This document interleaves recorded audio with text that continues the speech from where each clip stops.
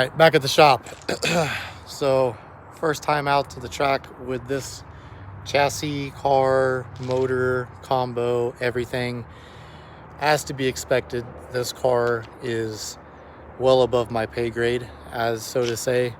I way overbuilt this car because I knew that I didn't want to have to do it again if I wanted to build a capable car like this, and it did not disappoint. I mean, I probably didn't even give this car 50% of what this thing can handle, and it had no problem doing anything that I threw at it.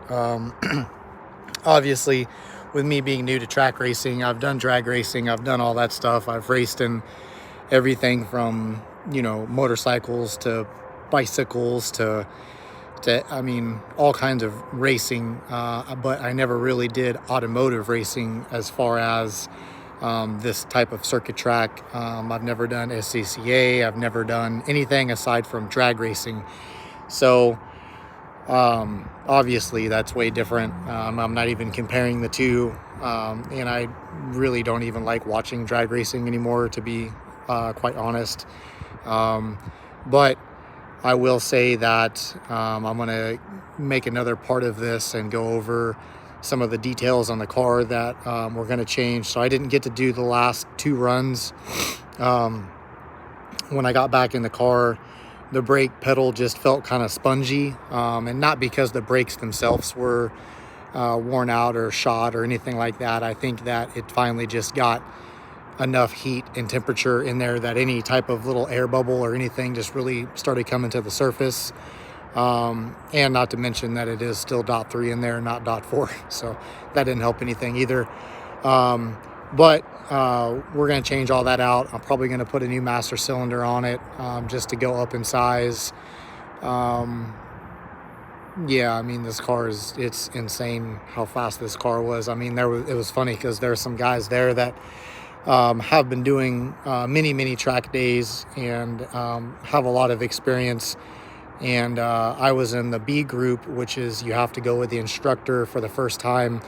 Irregardless, even going to that track for the first time, you still have to have an instructor. So, but it was really cool because I got to follow them the first time, and then the second time he was in my car and showing me the laps and stuff. And really, there wasn't really like a whole lot that he was really concerned about.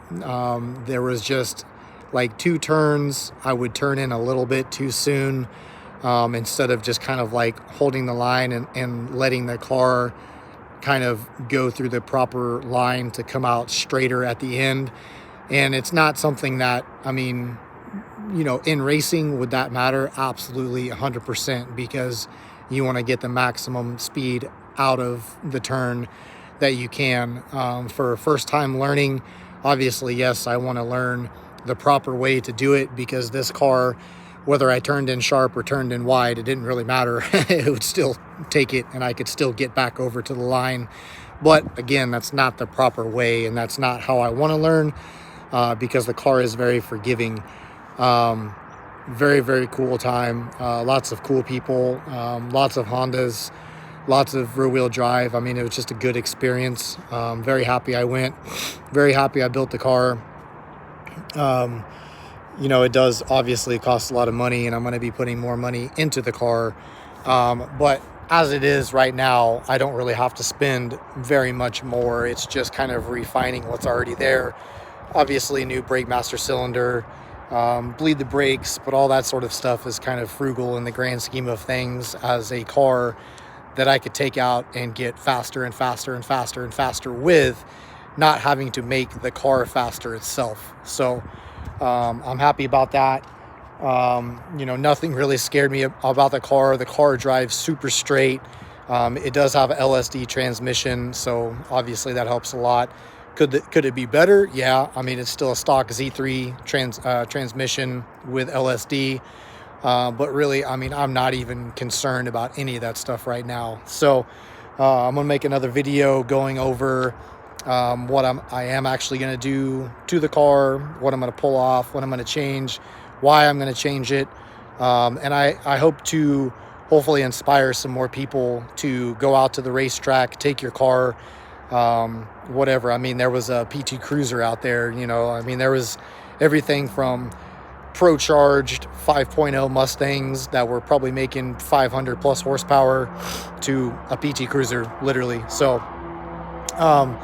it was really cool. Like I said, I hope to try to inspire some people to get some builds done, not necessarily just build them for the drag strip or build a fast street car or, you know, whatever. I mean, I like all kinds of builds, but it would be really cool to see a lot more Hondas that are actually, you know, doing more capable things with them, because you know, like Type R, stuff like that, those were specifically built for the track. A lot of Hondas back in the day, in the 90s, obviously that's what they did in Japan. I mean, all of these guys took these cars to the racetrack, and you know, 50% of them were not built anything like this, and they're still out there having a blast, having fun, running good times and things like that. So definitely interested to answer any questions about this build, or anything that I'm going to do in the future, or if anyone has any questions about going out to the racetrack.